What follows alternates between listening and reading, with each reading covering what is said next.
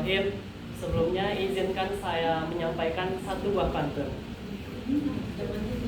Menjadi jomblo atau berpacaran, keduanya adalah sama-sama pilihan. Selamat pagi kami ucapkan. Inilah presentasi dari kami. Selamat menyaksikan. Assalamualaikum warahmatullahi wabarakatuh. Terima kasih kepada Ibu Diah, Ibu Husnadia SPD MSc, dan kepada teman-teman semua yang telah memberi kesempatan kepada kami kelompok 2 ingin membahas tentang teori ledakan besar atau Big Bang dan teori dua benua. Nah, ini ada sedikit gambar ya bahwa kami tinggal di bumi.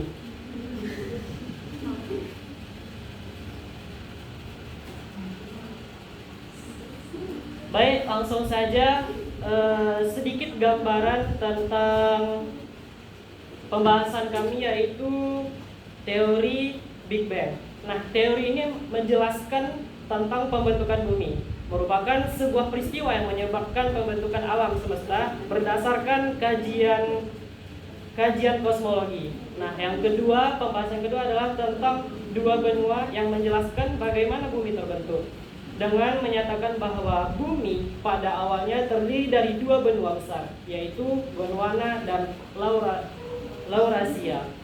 Mungkin untuk penjelasan lebih terperincinya akan kami serahkan oleh Aulia Nadasifa. Kepada teman kami persilakan. Baik, terima kasih kepada Isra selaku moderator di kelompok kami. Jadi di sini saya akan membahas 2 poin teman-teman, yaitu tentang pengertian dan proses bagaimana terjadinya ledakan di bumi. Jadi untuk pertama kita pengertian dari teori Big Bang. Pengertian dari teori Big Bang ini menjelaskan bahwa alam semesta berasal dari ledakan yang terjadi sekitar 13,8 miliar tahun yang lalu. Poin kedua yaitu tentang proses bagaimana terjadinya ledakan Big Bang ini.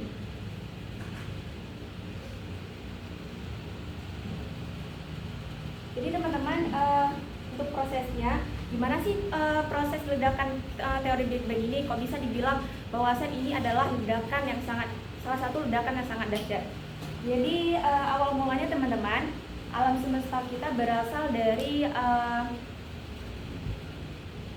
dari gumpalan superatom yang berbentuk seperti bola api kecil. Gumpalan ini semakin lama semakin padat teman-teman, semakin padat dan panas. Jadi kemudian meledak sekitar 15 miliar tahun yang lalu. Kemudian sisa dari ledakan ini tersebar dan menjauhi ledakan pusat inti bumi dan membentuk awan hidrogen atau biasa disebut dengan nebula. Awan hidrogen inilah yang akan membentuk bintang-bintang dan planet-planet yang ada di alam semesta kita. Kemudian setelah itu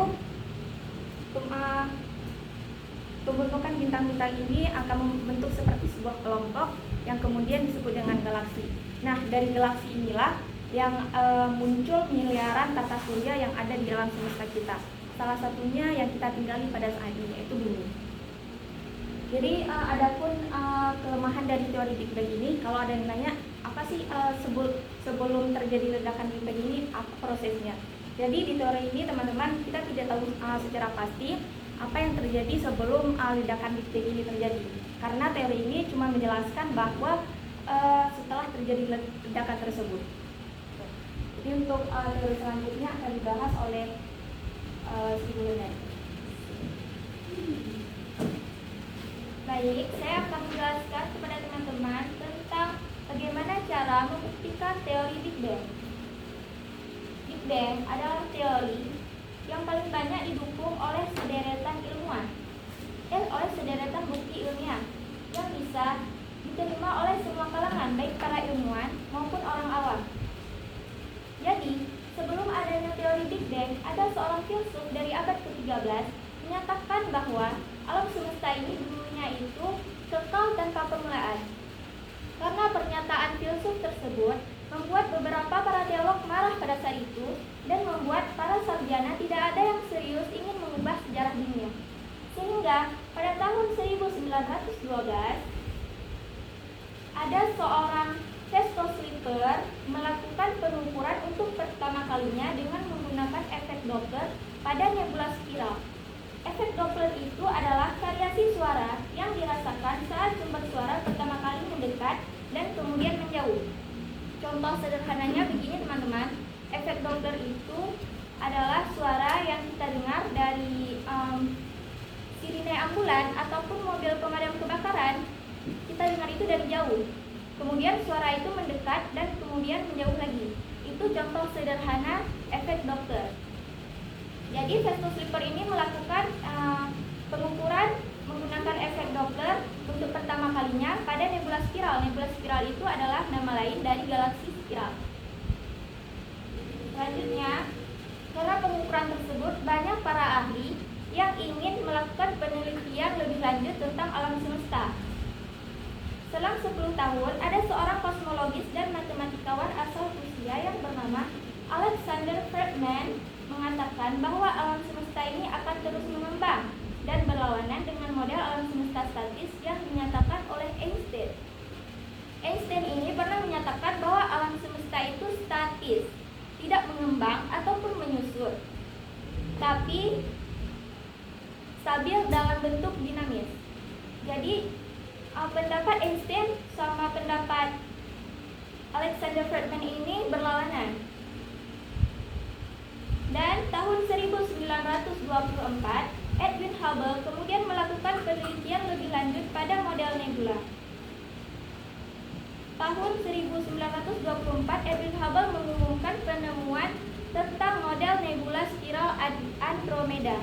Jadi, karena penemuan Edwin Hubble tersebut, dia membuktikan bahwa di bumi ini, di galaksi ini tidak hanya galaksi Bima Sakti saja, tapi ada galaksi-galaksi lain di alam semesta.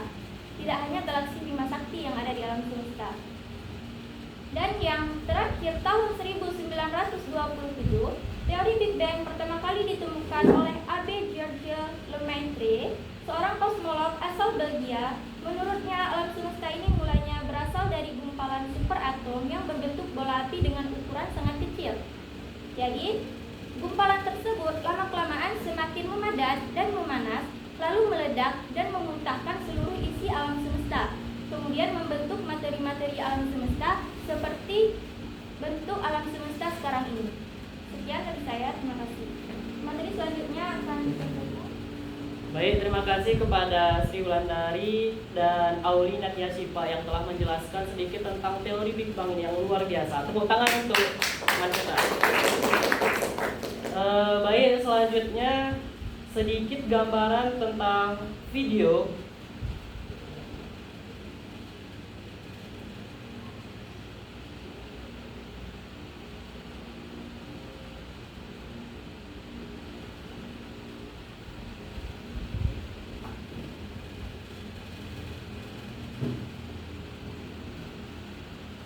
Videonya di akhir aja ya, karena ada kesalahan sedikit.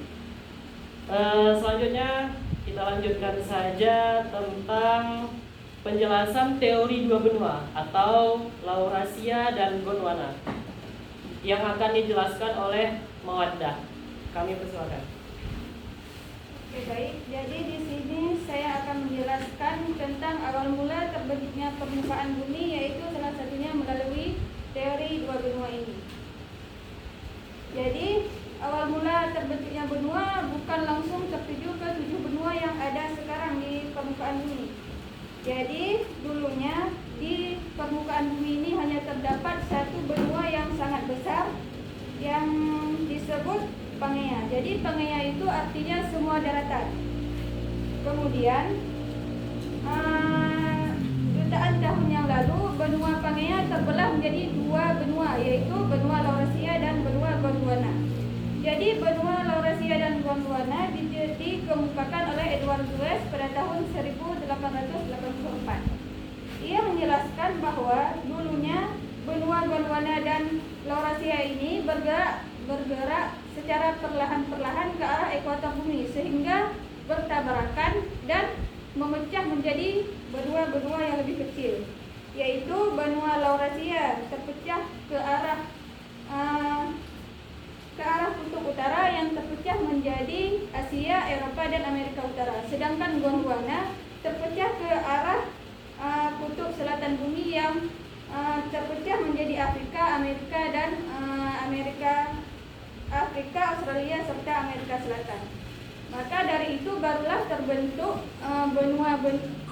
terbentuk pulau-pulau kecil dan samudra dari sela-sela benua tersebut. Baik, terima kasih. Selanjutnya akan dijelaskan oleh Rai Hanum. Jadi, saya akan menjelaskan bukti dukungan teori dua benua. Jadi, ada beberapa bukti geografis yang mendukung teori dua benua. Bukti-bukti ini termasuk kesamaan fosil yang ditemukan pada benua-benua yang saat ini sudah terpisahkan. Dan ada juga lapisan batuan dengan karakteristik serupa. Dan dia berada di wilayah yang berjauhan. Serta penemuan fosil organisme laut yang ada di pegunungan yang tinggi.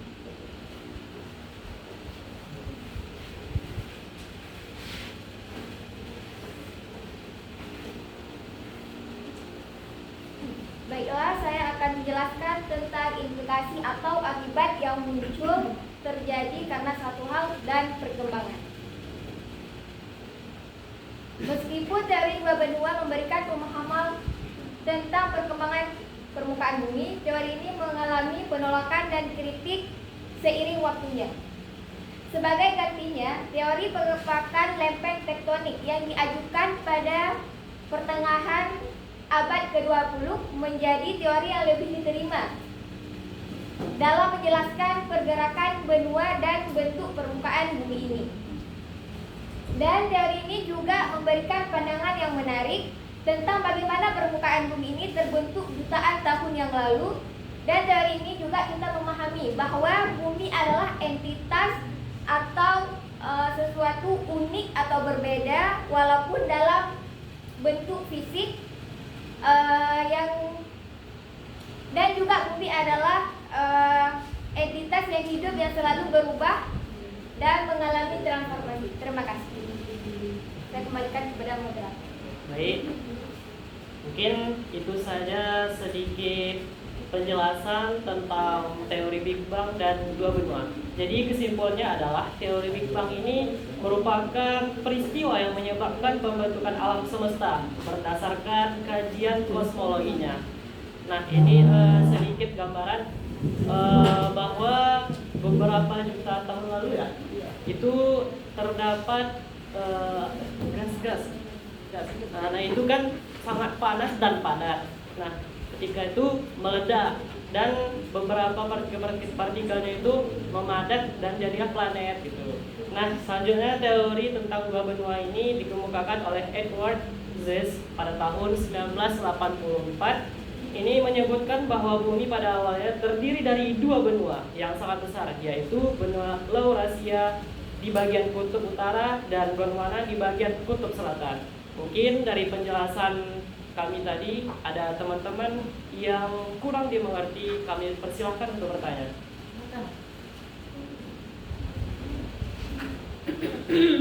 Berpikir kritis ya. Ini sudah mendingan ya, katanya bagus ya, katanya bagus.